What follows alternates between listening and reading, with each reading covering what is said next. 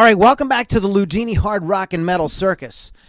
The question for today is, what is heavy metal? What makes something heavy metal? And what is the difference between heavy metal and hard rock? We're going to be exploring all of this on this week's Loudini Hard Rock and Metal Circus, starting right now. You're listening to the Loudini Hard Rock and Metal Circus, changing rock history one podcast at a time.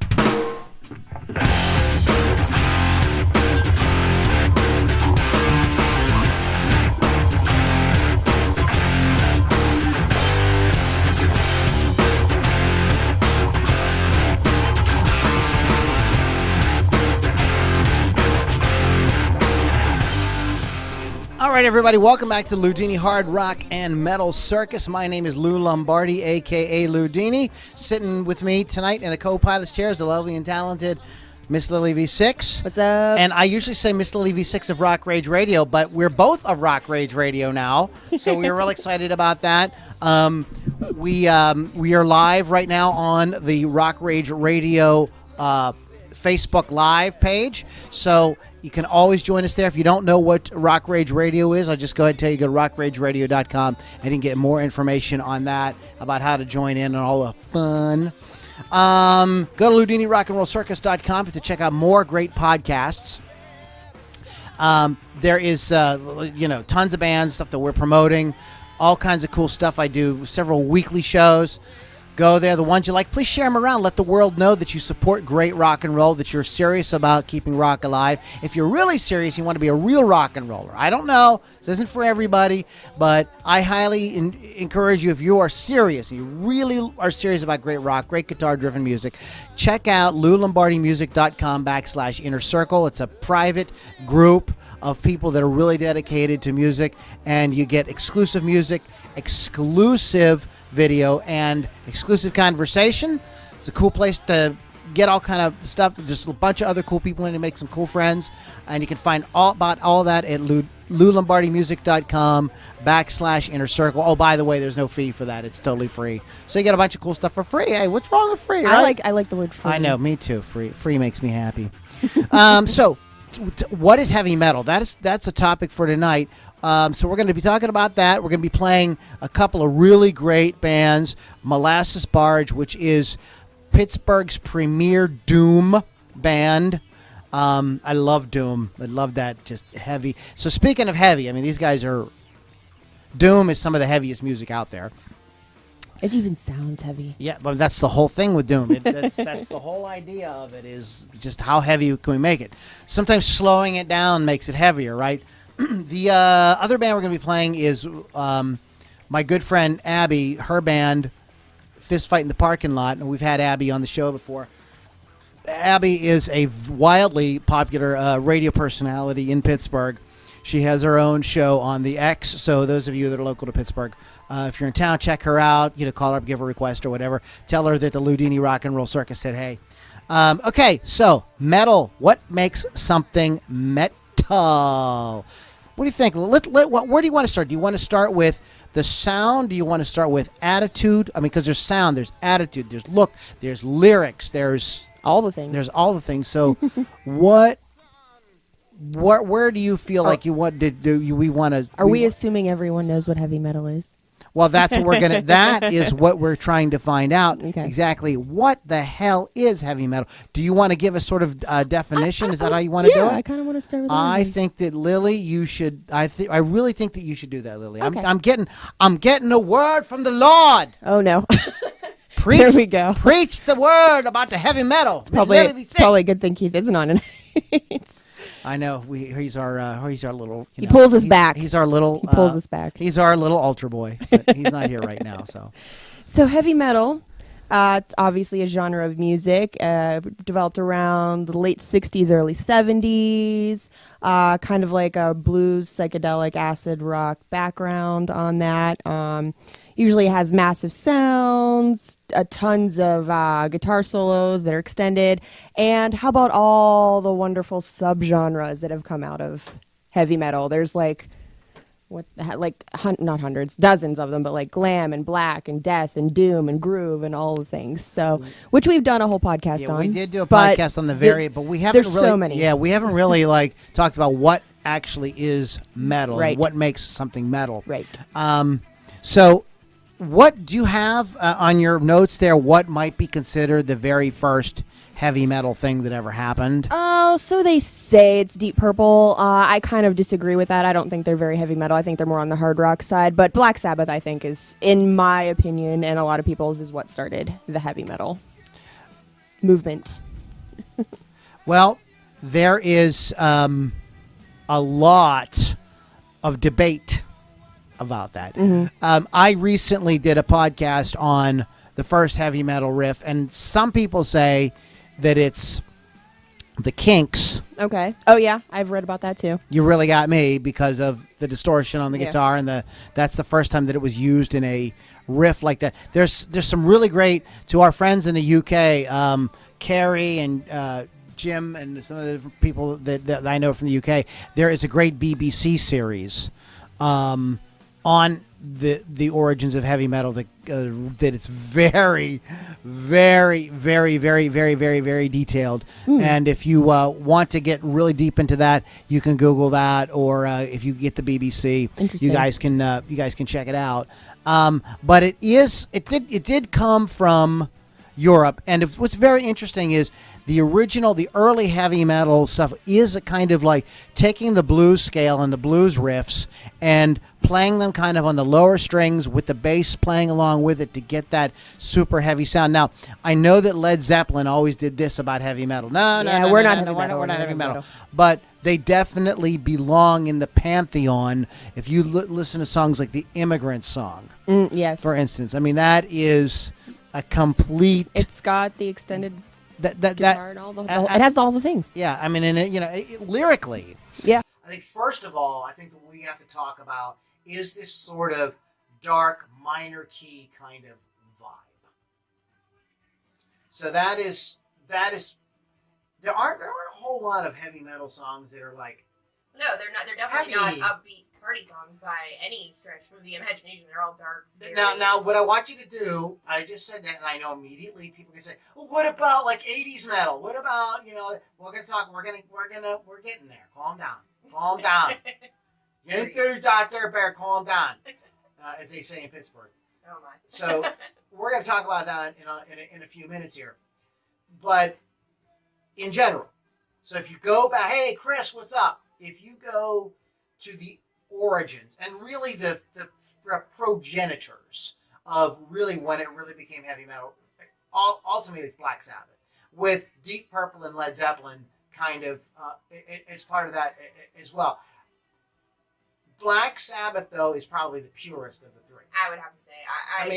I mean, Deep Purple They have their aspects. Deep Purple did some more upbeat kind of tracks too, but they also have a lot of stuff, and especially the way Richie Blackmore played the guitar, little less bluesy than what Jimmy Page did. It was really a post we did a couple of weeks ago. It was basically, and I don't remember exactly how we worded it, but we got fans talking about Jimmy Page versus Richie Blackmore. Mm-hmm. And overwhelmingly people were like, well, I would take Page, but they both have interesting aspects. And if you analyze the playing, Richie's playing is much more based in what would become the sort of shred type playing. Like what people don't realize is one of Yngwie's biggest influences is not Jimmy Page, it's Richie Blackmore. Oh, I didn't Yeah, know. absolutely. In fact, Yngwie was pissed that they hired Steve Morse instead of him to take over in Deep Purple. That was like his dream gig, was play with Deep Purple, because they were such a huge influence on him. And if you listen to Richie's playing on some of the darker type stuff like Highway Star and things like that, I'm not so much the boogie woogies, because Richie can get real boogie woogie. You hear something like Rat Bat Blue and Lazy and some of the songs, which are great tones. Those are definitely more in the boogie rock, which takes us more into the hard rock type thing. So we're getting into now a little bit of difference between hard rock and metal. But the band that is really the purest out of all of that, out of the three progenitors, is really Black Sabbath. That's. I mean, that would be my pick out of the three because Led Zeppelin doesn't want to hear it, and I just don't feel Deep Purple is very heavy metal. I love them, but I just don't feel it. You don't really think of them as no, I don't. I feel that they're more rock. Well, you would be wrong, but that's I am okay. never wrong. Well, that's That's right. cute. That you think that. Oh, that's right. You have a vagina. You're never wrong. I forgot. People Or with do I? You know, people with those vagina people are never wrong. And That's we're- interesting about And that. that's it for us tonight. So we'll never be asked to do another podcast ever again.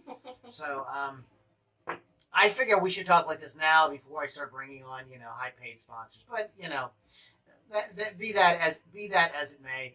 But this so every metal band really owes their ultimate depth of, gratitude to Black Sabbath. I think we can say that. Yes, I'm agreeing with you on that. So let's talk a little bit about the characteristics of what's the first thing you think about? Aggressive. They think aggressive. Okay. Let's think though about more specific characteristics. Okay. So when you think of the sound, when you think of somebody says heavy metal, what's the first? We know that it's aggressive music, but what's some of the sonic or what characteristics jump out at you? Right? What's one of the first ones? Like the fast guitar playing. The fast guitar playing. There's a lot of the extended, the shred thing kind of happened out of that. The first thing that comes to mind, I think, right away is the not just guitar riffs, because there were guitar riffs since there's been guitar. I mean, the whole Chuck Berry thing, Surf, all those things are guitar riffs. Mm-hmm. But what I think of is the heavy, the distorted riffs with the amps cranked up really high To into 11. overdrive, cranked up to 11. In fact, somebody posted that. Who's James Horosky? Oh, it's my uncle. Okay, he posted on their post that what he did was he posted a little thank you, James. He chimed in. I says, give us your definition of heavy metal, and all he did was post a picture of Nigel Tufnell's settings on his Marshall 11, and that's really what it is. That is I think the thing that jumps out in most. If you hear something with that super heavy guitar, even if it isn't heavy metal, even if it's a Celine Dion song, you're thinking, oh, that she brought a little like heavy metal flavor into this. Mm-hmm. You wouldn't call that heavy metal, but you would call that as sort of what we got some We got some things going on. So what's the audience saying? So Chris Thunderwolf says fast, low key guitar, thumping and fast drums, and a deep growling voice. Yes. What about a high screaming voice? Because there are like Rob Halford Yes. and those guys can, they can do that crazy stuff. So, it isn't just it isn't just low ground, but that is But that's Those are only good. one thing. yeah, and that is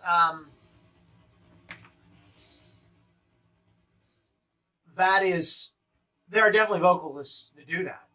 Lemmy, Ronnie Dio's voice was more of a kind of a growling, kind of husky kind of sound.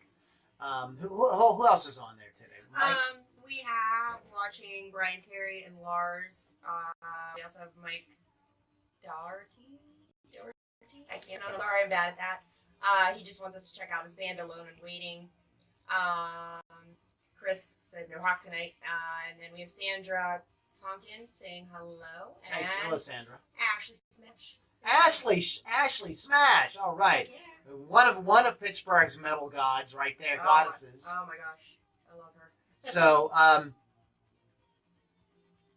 we've got the thundering drums, we've got the screaming or even growling type vocals. So those are the cues, and it's a very crunchy type sound.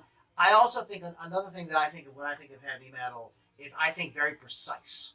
I feel like whereas other types of rock, jazz, blues, funk, soul, even hip hop and stuff like that has a kind of looser kind of feel. Like if you listen to like what the Rolling Stones do, with a sort of kind of swanky, loose, kind of swaggery kind of thing, that's not what you hear in metal.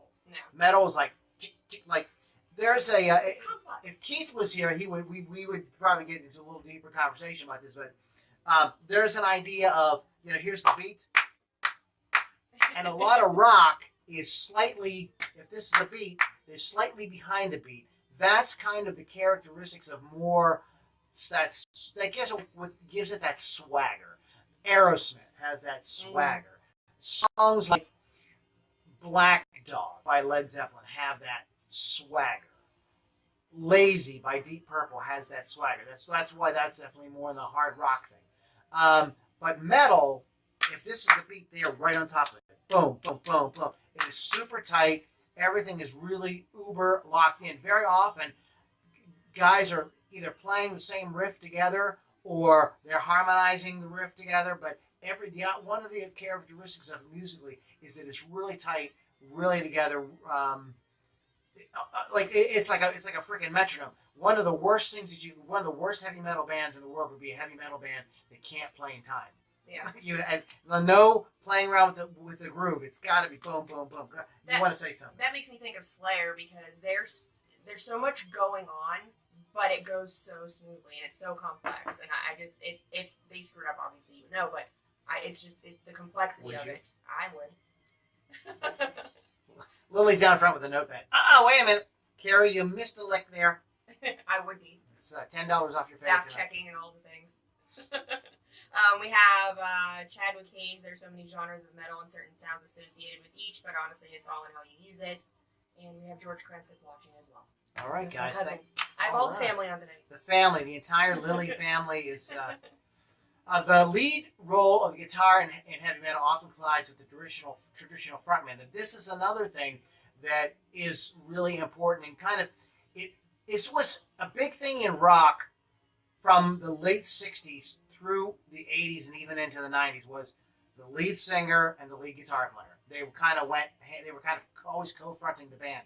That is not a thing anymore. You young folks, you millennials, you missed out on something that happened that was really, really like a big thing in rock.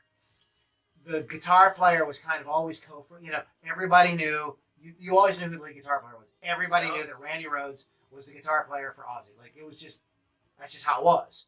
David Lee Roth, Eddie Van Halen, Jimmy Page, Robert Plant, Ian Gillan, Richie Blackmore. I mean, it was just like a thing. And it wasn't just a thing in metal, it was a thing like in all rock. The Edge and Bono. It was just it was a total thing. But in metal, it really takes an uber predominant role, and fans of metal know the guitar inside and out. They can hum along with every riff and everything because it is one of the most predominant. It is the most, in many ways, and sometimes it's maybe even more predominant than the vocals because some of the metal that's out there, the more growly type stuff, there really isn't how do I want to put it? There's a groove, there's a vocal kind of groove going on, but it doesn't have the sort of real kind of pop melodic hook. Yeah. So people are they're really latching onto the riffs. That's really, and the vocals are almost kind of like icing on the cake. Yeah, or that whenever that's that kind of I can't talk apparently. Whenever it's that kind of singing, and Don't worry, it's a podcast. Right. Talking is it's overrated. Yeah. I tend to push the vocals towards the back and listen to all of the other music because I just can't understand them anyway. So that's what I'm listening for is the guitar, drums, and the Yeah, whole thing. yeah, it's really a thing. One of the things that I find, and you guys can look this up. You can Google it. But something I kind of disagree with a little bit is I find that in a lot of metal, and that the bass guitar is actually a little bit buried. It is not like if you would compare it to something like funk or disco or R&B, where the bass is way more prominent in the mix and the guitar plays a more supporting role. It is not, and I kind of think that there's a lot of metal records that where I'm straining to hear the bass guitar, and I kind of want to hear it more. So a really good example, Keith and I have talked about this many times, is the album "And Justice for All," which Metallica, I know they went more hard rock on the Black Album, but "And Justice for All" is a legitimate metal album. It's totally metal. I mean, if that ain't metal, I'll quote There we go. David Allan Coe. If that ain't metal, you can kiss my ass. But I mean, that's a total. That's the picture of metal. But the bass in that, and in a lot of metal, the bass really, and I kind of think sometimes that is an element of them playing along with the guitar. So, and we want the guitar to be prominent. So there's a little bit of a fight there between who's going to have more prominence, in the mix. Metal drummers, though, are a kind of unique breed. And why is that? Well, I think that, first of all, especially, I think it has really evolved. And I think that the progenitor of that really were guys like Ian Pace of Deep Purple and John Bonham of Led Zeppelin. Very powerful drumming, really driving the band. And as it got more complicated, you started to see more things like double bass drum, more complicated rhythms, the drums being a lot busier. And then if you've got something like a speed metal or thrash, you've got a drummer now that's really got to play balls out, and he's got to keep that locked in. Because remember what we said a little earlier about metal, it has to be precise. If it is not tick, tick, tick, tick, tick, that rhythm is not together, it just sounds like a cluster. It just sounds like shit. A mess. Yeah, it turns into it turns like a big... we're not talking about it. We're going to get into we're going to touch on a few subgenres, even though that's not the total focus of this, but there are subgenres like Doom. And I'm going to pull up an interesting article about a band that released an album that the record label would not put out because they just thought it was too heavy. We'll talk about that in a Really? minute, but I think you have something you want to share there. Chadwick Hayes' death metal revolves around brutal vocals, blazing guitar riffs, and unrelenting drums that are almost machine-like. The bass follows the guitars. Yeah, and I think that Chadwick, I think that is therein lies a sort of not problem. I don't want to say problem, characteristic of the bass kind of not being as prominent because it is really locked in with the guitar, and fans, listeners, whoever, we really want to hear that crunchy guitar because if we don't hear that really crunchy guitar, it ain't really metal. It's not really You metal, know, you know what I mean? Then it becomes so. There's a great. Do you guys know who? Maybe you know who he is, and if you guys don't know who Jared Dines is, I should interview him. Jared Dines is a heavy metal comedian. No, I don't know. He's absolutely fan-fucking-tastic, and you should go after the podcast, go to YouTube, and just follow, just subscribe to his channel. If you're especially the more hardcore metal fan you are, the funnier you're going to think that he is. I'm not quite as hardcore of a metal fan, like I don't know, like every bit of speed metal, I mean, but he really has it down. He's actually a really good musician as well, so that's what kind of gives what he does like a lot of cred because he really knows what the music is. But he's a heavy metal comedian. But he's done some videos where what does heavy metal sound like without distortion? And you should look at some of these videos. It's very interesting. What's his name? Jared Dines, Dines.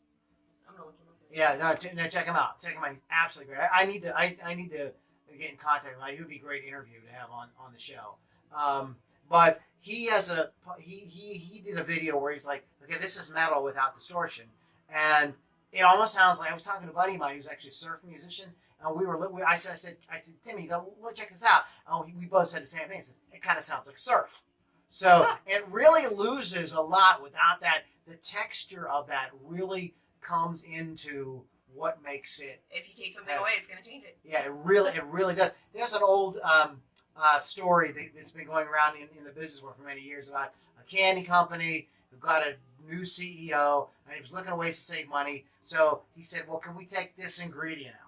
And they took that ingredient out, and he's like, well, let's take this ingredient out. We said it didn't affect sales. And and before you know it, in a year, the company was going bankrupt because nobody's buying this candy. And it turned out that, like, yeah, when you took one thing out, but when you started taking all the things out, it started start losing. Yeah, it not lost the the same flavor. The people that love that candy no longer liked it. So you get to a point of You're diluting it. Yeah, you're diluting it too much. And I think that there are bands, and we can talk about this a little bit later, that are able to be really, really heavy without too much distortion. I think a band, I'm just going to throw this out there, and they're not metal, so please metal fans, don't yell at me, but this band is heavy, and that's Rage Against the Machine. Yes. Tom Morello is not does not have the crunchiest guitar tone in the world, but the band sounds really heavy, and it has to do with how they play. It has to do with the sound of the drums and stuff like that. Lily, I've been prattling on for 10 minutes. For days. I'm gonna read a couple more things on here. Chris Thunderwolf and Justice for All was more metal than black. Lars Gene Hoglan is the perfect metal drummer. Who's Gene Hoglan? Give us a reference, because we are morons. This is the Metal Moron Show. And we're going to rename it. Metal Morons with Lily and Lou. Chadwick again. Honestly, I think all musicians should fall in love with their craft. I'm a classic drummer that has branched out to a lot of different forms and styles to broaden my tools, but I love to converse with my fellow bandmates to add flavor to the songs. Chadwick, you sound like a very astute young man. Sound intelligent. You're too high class for this podcast. Go away. No, I'm just kidding. And then we have a What's Up from Jeremy Dyer. What up? One of the things we didn't really touch on was the vocals and the lyrics. We haven't gotten that far yet. Let's talk about it. All right. Jump in, girl. I'm jumping. I'm a guitar player, so when we start talking guitars, I can. I need glasses so I can't read my notes. So I'm gonna Iron Maiden. I think Iron. Maiden. It's I from don't Pittsburgh. talk like It's that. not Iron Maiden. Iron Maiden. I don't talk like Hey, Lily got me cool tickets to Iron Maiden show one time, and we was there and we were drinking some. What was we drinking? that. We were drinking Iron some City. Rolling Rockets and Cold Iron City. So I drank Cold Iron at the Iron Maiden concert. It was so good. They play like all their songs like Fly Icarus and all that. Oh my god. I'm promoting Iron City. Iron City. Iron. Anyway, so I think that heavy metal over hard rock has more lyrical themes, more like Iron Maiden. They do. I don't know what's the word I'm looking for. Like it's telling a story, sort of. There are virtually, in fact, a lot of people would tell you that there's a great article, by the way, on what's the page on thetop10s.com, and one of the arguments of what the difference is between hard rock and heavy metal, there really is no no heavy metal song about love. Like relationships, screwing, going out and partying. Well, That's not really what that. Yeah, that's hard. I'm making a fist emotion if you guys aren't watching live.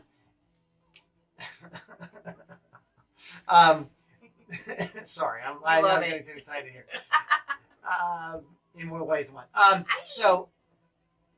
So one of the things. Wait, one thing. Chadwick, thank you. Operatic vocals. That's what I was looking for. Thank you. And that is something that you don't really hear in hard rock either. Or really, that doesn't really work, right? Could you imagine Bruce Dickinson, singing, and you shook me all night long? That'd be hysterical. That would be hysterical, but it doesn't work. And not taking anything away from, and he probably, if he had to sing that song, he has a pretty wide palette. He probably wouldn't sing it that way. No. Probably not. He probably. Well, we played a clip a few weeks ago of him and Dick and Rob Halford singing together, and he did sort of adjust his vocal tone for that. So he can do different. He can do different stuff. But what I'm trying to say is, let's get, because I'm off on a tangent. all The over the lyrics. place. Let's talk about the lyrics. Yeah.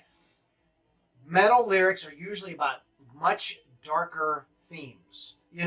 Themes of like war and destruction and stuff like that. Satan. They also deal, and this is where Led Zeppelin gets them. This is where Led Zeppelin sticks their proverbial foot in their mouth. They do a lot of stuff. You can sing about dwarves and elves and orcs and hobbits in metal, and it totally gets over. D&D going on. You can do all that stuff, and Led Zeppelin did that wonderfully. Yes. They did They that did. fantastically. So this is another reason where, and we could do another. Here's what we should do. Here's a great podcast. Ready? The top 10 reasons why Led Zeppelin really is Was heavy metal. metal. Yeah, we could. That would be a good I'm podcast. gonna write that down. That would be a fun podcast to do, because we know we get people like all upset about that. Robert Plant himself probably call me up and punch me What in are the you face. doing? He's 70 years old, but he still whip my ass. But so that is a huge difference, because whether you completely completely cue in on the lyrics or not, you can at least know the titles. So the titles like "Rain in Blood" is not a song about I mean, Drugs, and rock and roll. well, it could be she's on her period and we couldn't do it, right? I don't know. That's not what it's about. I don't think it is. You don't think that's the theme of that album? No. Okay. I don't think that's where they were going with You that. don't think Although it makes sense because they could make a whole biblical story about a woman going nuts over that. If that whole. I sure did. I say a lot of things.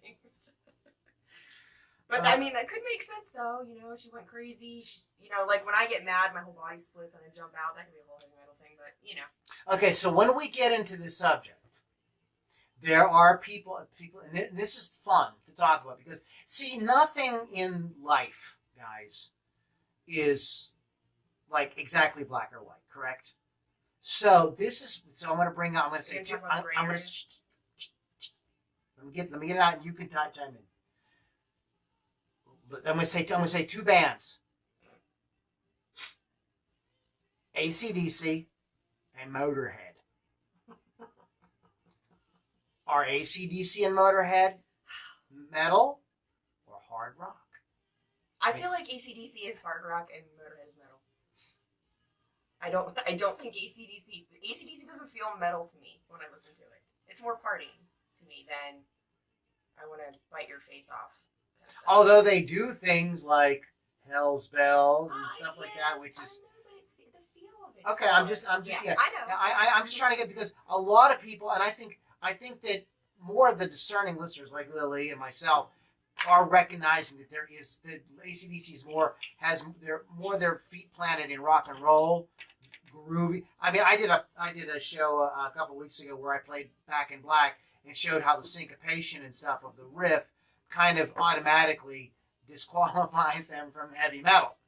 But Motorhead, though, has a kind of punk influence as well, Oh yeah, for sure. which is interesting, but they're not quite thrash because they don't do the quite super complex.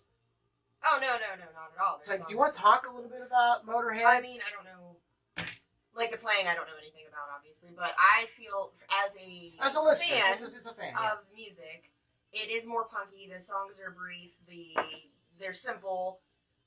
However, they have more of a metal feel to me with the way he sings, and I don't know. I can't say themes because I just feel like their songs really aren't metal themed, but I just feel like they're more on the metal side of it, and maybe they should have their own kind of genre, I guess. In metal, what are they even in? What did when we did our podcast on that? I don't even remember where we put them in. Okay, I just did a quick search. Top 10 Motorhead songs. Okay. Okay. Killed by Death. That sounds pretty That metal. sounds metal. Yes. Hellraiser sounds pretty metal. Yeah. We Are the Road Crew. Yeah. Born to Raise Hell. Okay, now we might be a little bit more in the hard rock thing, Raising Hell, but sort of depends. Ace of Spades is Ace of Spades. Ace of Spades. I'm not really seeing any Come Over Baby and Give Me Some. No, not really. Dancing on Your Grave, Eat the Rich. Maybe because I feel like their songs are a little more simple, and I'm throwing them over on the hard rock side. But I think they're middle. Well. I mean, that is a sort of. I mean, they kind of have a biker kind of image and vibe and stuff like that. But I think that they're kind of unique in the heavy metal thing. So it's a sort of a question mark there, and this is where, this is just how it is in life, guys. Rhythm in metal songs is empathetic with deliberate stresses. There's a wide variety of sonic effects available to metal drummers, enables a rhythmic pattern to take on a complexity within its elemental drive and insistency. In many heavy metal songs, the main groove is characterized by short 2-note or 3-note rhythmic figures, generally made up of 8th or 16th notes. These rhythmic figures are usually performed with a staccato attack created by using palm muted technique on the rhythm guitar. And that is a kind of technical explanation of the sort of typical heavy metal riffing. Lily, you have something? Oh, I just would like to point out that everybody's on my side. Lily is right. I'm with Lily. About About Motorhead. Motorhead. Yeah, I'm not disagreeing. I just like reading it. But were you saying that Motorhead is metal or is not? I'm saying it is metal. It is metal. Yes. I think just like I said, it's why I read the song titles, and I think for the most part, I think we really are looking at metal in terms of that. But they're a little unique in the way they approach it, because they do have that sort of rough and ready kind of punk rock kind of like approach to it. I think that makes them stand out a little bit. It's a little bit different. Hey, Christine. Christine's watching. Good to see you, Christine. So, What about the metal being wow, I can't think. This is awesome. Hard rock being more in like the pop culture, and metal not so much, because you don't hear as many metal songs on the radio as you would hard rock. well, that's another thing. That's another thing, and we're gonna continue that aspect. We want to talk about how it affects the culture, and we want to talk about image and fashion, physical gestures. There's a whole bunch of stuff we've mentioned, but we're gonna take a break now, and because we've been going for over half an hour. We never do that. I know, we're like really on tonight. So let's go ahead and check out. We have a couple bands I want to play tonight. This is a band from the Pittsburgh area called Molasses Barge. Doom. That's really kind of what these guys play, and I love Doom. It's a slower type of metal, more, and we're gonna talk a little bit about that in a little bit here. But this is a track called Bone Chills. Molasses Barge from their self-titled release. Molasses Barge, Bone Chills in the Ludini Hard Rock and Metal Circus.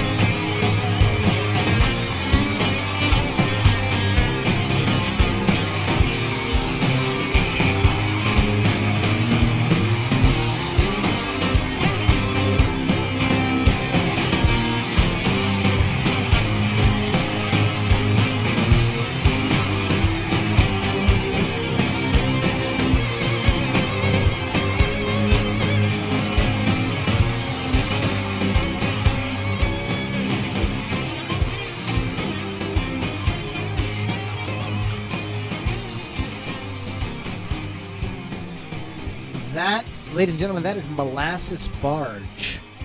And you can go to molassesbarge.bandcamp.com. Big fist fight in the parking lot. The band we're going to play next later at the end. They played their CD release. And it was they were crushingly heavy.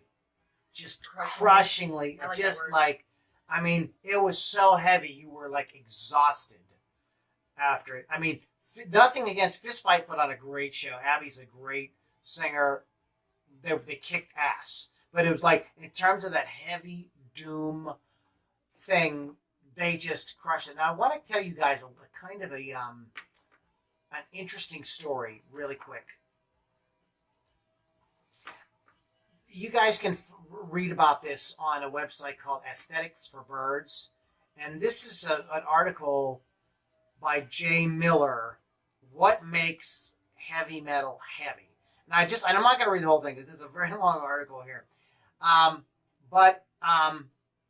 This is kind of a legend. In the early 90s, a little-known three-piece band from San Jose, California named Sleep worked out a deal with London Records to produce their third album, Jerusalem, which included the rare luxury of maintaining... So they were able to maintain full creative control. They got a $75,000 advance. Now, they spent the advance on custom guitars, high-end amplifiers, and lots of marijuana. During the 2-month recording sessions, they recorded a single hour-long song filled with slow, churning guitars, monotonic chants, having something to do with a race of Weedians. Throughout the recording process, the song, which in various forms the band has played live for several years, evolved. It got longer, and in the words of the bassist, Matt Pike, it got weird. Okay, so I'm not going to tell you the whole story, but so they do this record. I'm going to kind of paraphrase the whole thing. They do the thing. They turn it into the record label. The record label was like, "We're not putting out this piece of shit. This sucks." And so it didn't come out. So this is like mid '90s. But as things like this tend to happen, fans found out about it, and bootleg copies started showing up, and it started to receive like an underground following, like an underground. People became fans of this. Interesting. And eventually, somebody, and you'll have to please go to the website to read all the. It's a long story. Yeah, it's a very long story. Please you go to the website and go to aestheticsforbirds.com and read the whole story. But eventually, it did get released and sort of has become legend in the annals of heavy music. Like super heavy, down-tuned guitars.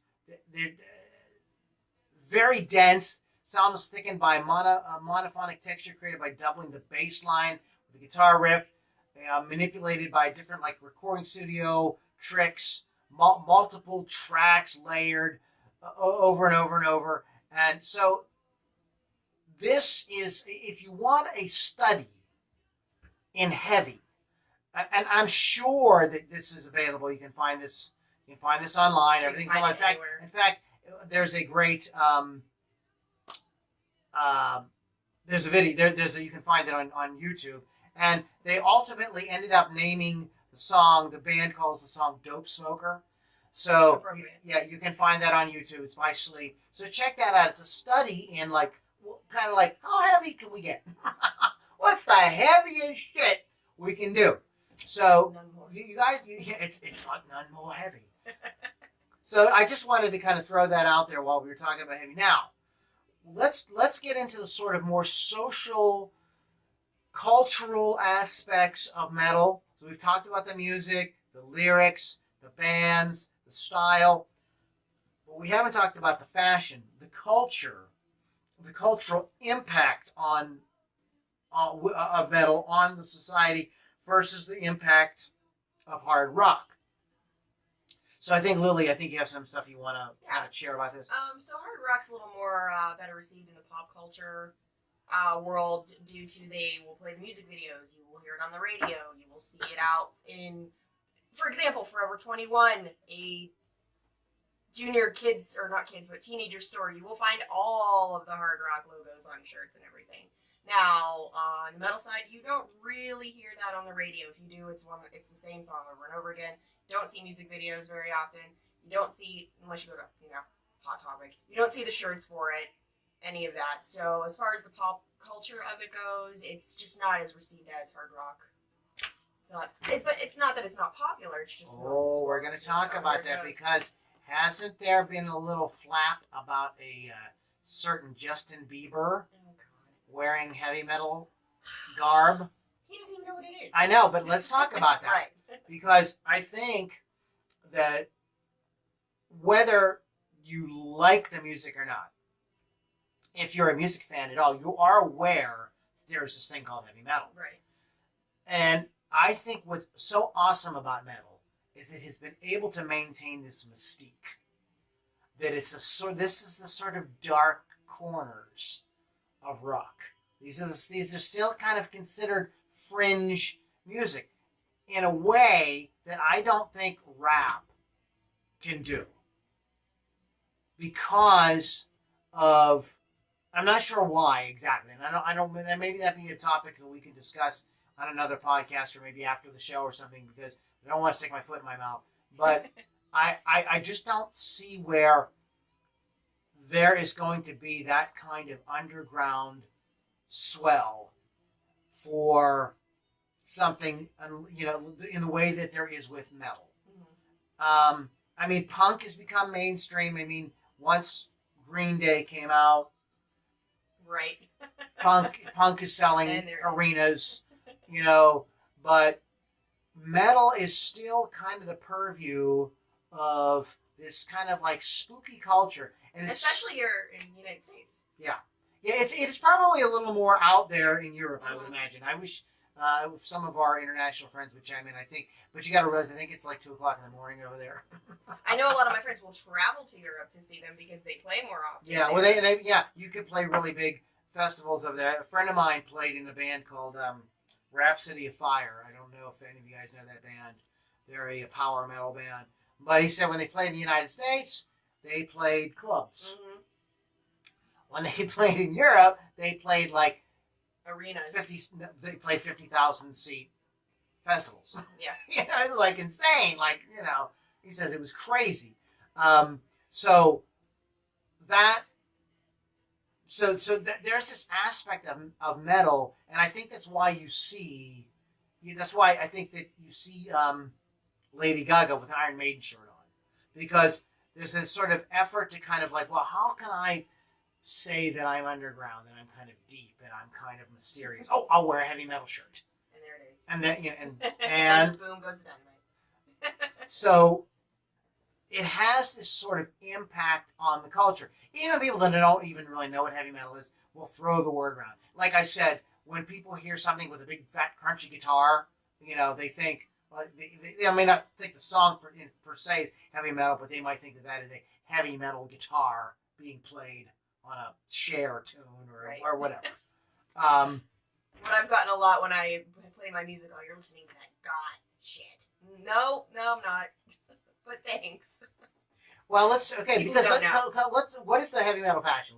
Come on, Lily. Heavy metal fashion. Oh my goodness, the first thing that comes up. Actually, it's not that crazy. Heavy metal fashion. They do chains. They do a lot of black. It's I guess some of them do the makeup. Leather. Yeah, leather. Studs. I mean, stuff I wear. And then you got the hard rock wearing the jeans, this ripped up shirt. Okay, right. But let's talk a little bit about the classic uniform of heavy metal. What? Boots, leather pants, black chains, studs, spikes. I mean, they kind of look like they're a little. It's slightly different than punk. Because the punks will do the chains and stuff too. Yeah, for sure. But what's the nuance there? Is it like the kind of like more like long hair as opposed to like short spiky type hair? Oh my god! Well, some of them are bald, but it's I would say predominantly long hair over shorter hair. Right, and you don't see the sort of mohawks so much and stuff. And not, That's not more of a punk no thing. color, like no none of the bright colors. It's always black. Sometimes they do the long beard thing going on. Like every time I see Anthrax, I think of you. Just saying. Scott Ian. But he's gray. He doesn't color his He's beard completely gray. Scott, 3 words for here, Scott, 3 words for you. Just for men. I'm just saying. anymore. So yeah, so there's a whole It's dark. fashion thing, and when people kind of want to act that out, so the fashion is a huge part of it. Mhm. It was so interesting is with it being so anti-fashion in a way, and sort of the attitude of it. It does have its own uniform. Right.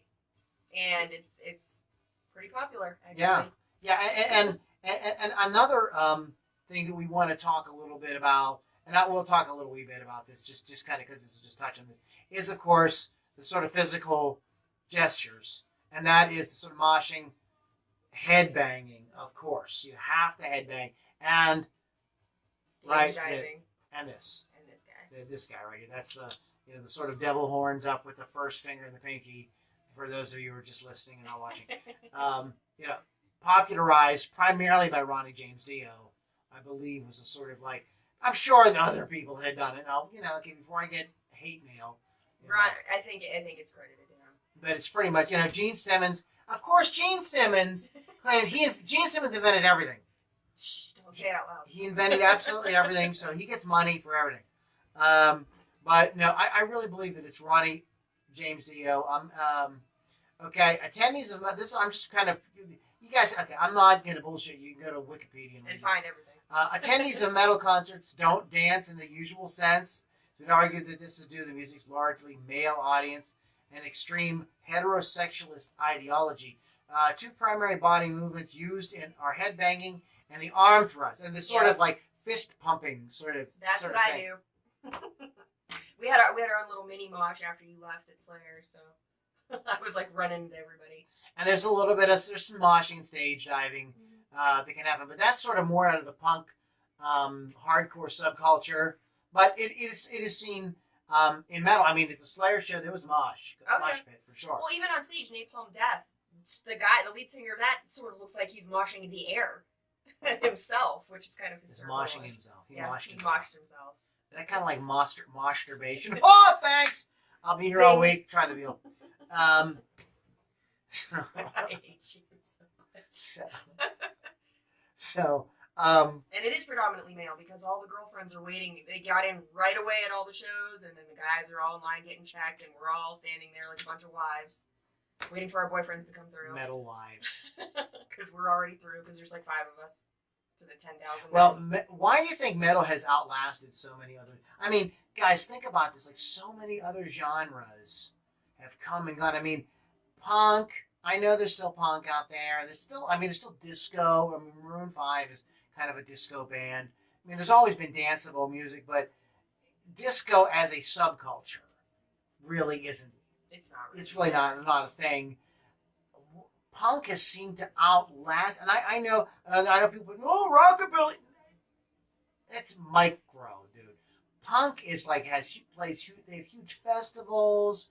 I mean, it's still a really big thing. Metal has a huge thing. So why do you think that is? I think people are drawn to it. I think people are drawn to the dark and mysteriousness of it. And you know what? I can dance to it. I don't know if anyone else can, but I don't know.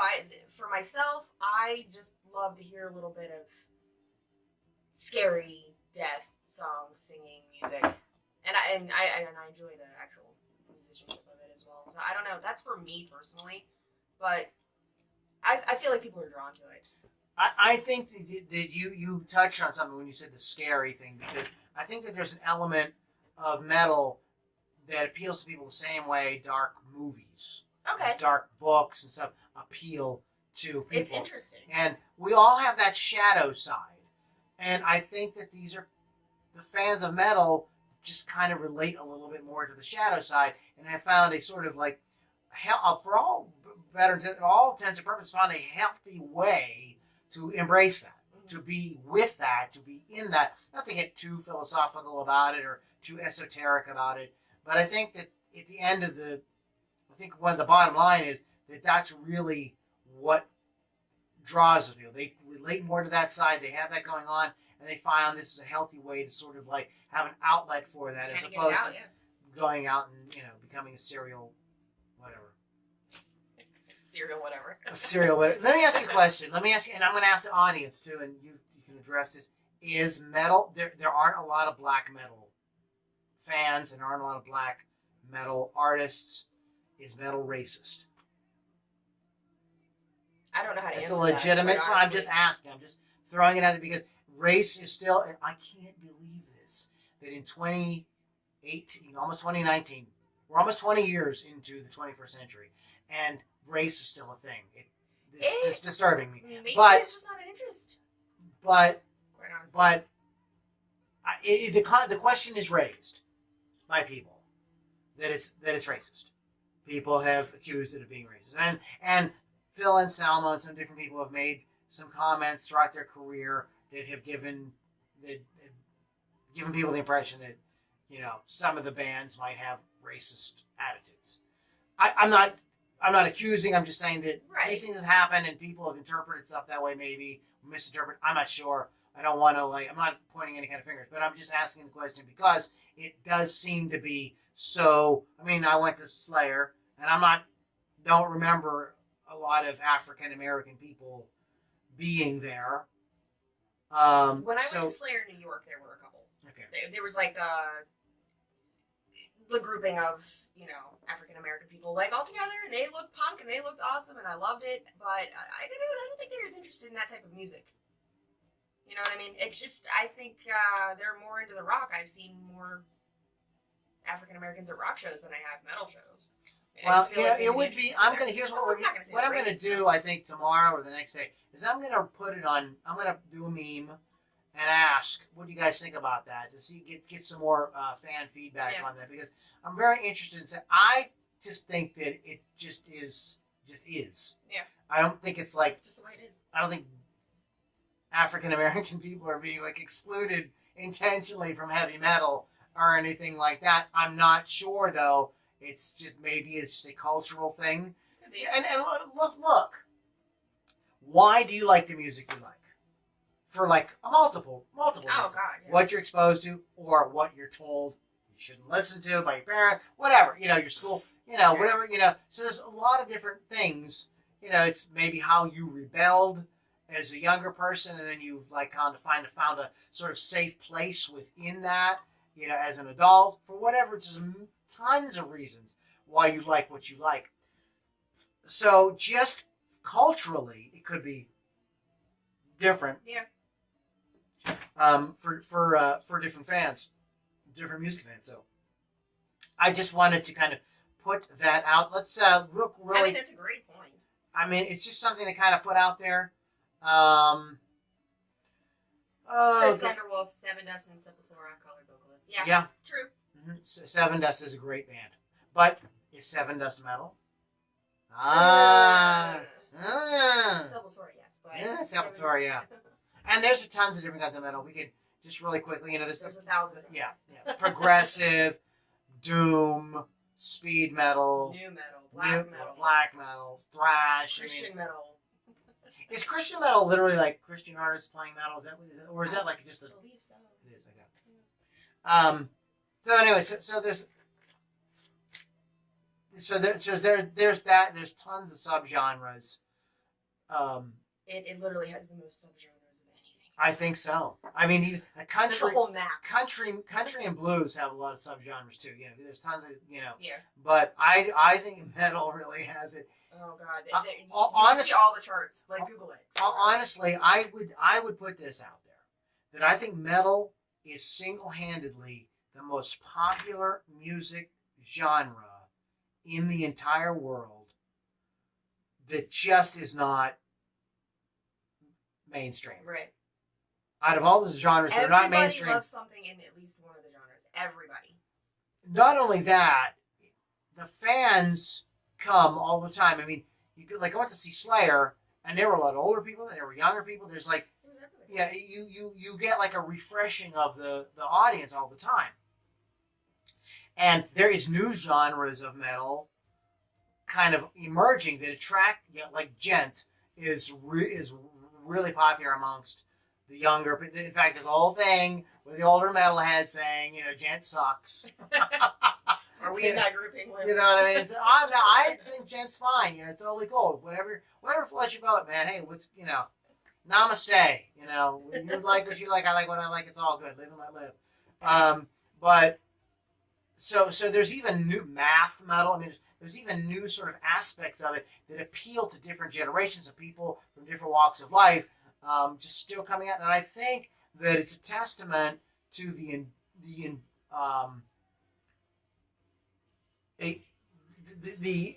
enduringness, if that's a word, of guitar driven. There's something about that cranked up guitar, in your face, screaming, pounding thing that people love and that people want to hear, not quite in the punk way, not in the kind of sort of like Neanderthal approach that punk, and it's not a knock against punk, that's a cool vibe. That's one of the things that makes punk cool. But in a sort of more musically sophisticated, slightly musically more sophisticated approach that you get from metal with more precise type of approach. Yeah. And it's something that just appeals to people with that. And it just is what it is. And it is the darkness. It is the subculture. There is a culture within metal. You go to metal shows, you see the same people all the time. It's like the old days with the Grateful Dead. Yeah. They would get to, oh, hey, how you doing? Oh, my God, I saw you at the last, whatever. And there's a whole subculture there. And that is a thing that people really freaking love, because people are looking for something to belong to. They love having a community of like-minded people or people with similar passions that can kind of get together and hang out with. And metal shows are that kind of thing. Exactly. And some of the nicest people ever at metal shows, they'll knock you down in a mosh pit and you're like, okay, here, let me help you back up. Well, yeah. And another sort of misconception, if we want to, and we can wrap up here in a couple of minutes, is that, metal guys are like, want to like beat you up. Actually, it was so funny. I went to Slayer. I'm like, these guys are kind of like nerds. They're like, you know what I mean? They're just kind of like, they were kind of the nerds in college. You guys remember the guys in high school that were kind of like would kind of get their ass kicked, and they had the kind of greasy hair and stuff like that. Probably like sci-fi, and so you kind of got that vibe at the Slayer show. From people, what I mean? It's just like these guys are just like, this is kind of where they all sort of landed. Yeah. We're kind of all in this together. We're kind of a little awkward. I'm going to put it this way, and I know I'm going to get shit for this later, but I am less scared to be at a metal show than a country show. Every time. Well, Every time. I will say this, because Kenny Chesney was in town around the same time as Slayer, and I parked really far away at Slayer, so I walked almost the entire freaking parking lot, and there was nothing on that parking lot on the ground. It's Slayer. When I walked back to my car, nothing. And then of course every year everybody posts the pictures of the Kenny Chesney with like, the mounds of garbage. I'm just saying. We're just saying. All right, guys. Anything you want to add before we wrap up today, Miss Lily? Just listen to my show on Thursday. Politics with Lily 6. I'm doing an interview with a band tomorrow. I'm not telling who it is yet. So you'll be surprised. Ooh, you got to tune in to find out. See how that works. On Thursday at 6. We are still not exactly sure when we're going to actually be on the actual roster for Rock Rage Radio, but you can still always find us here. You can always find us at LudiniRockAndRollCircus.com.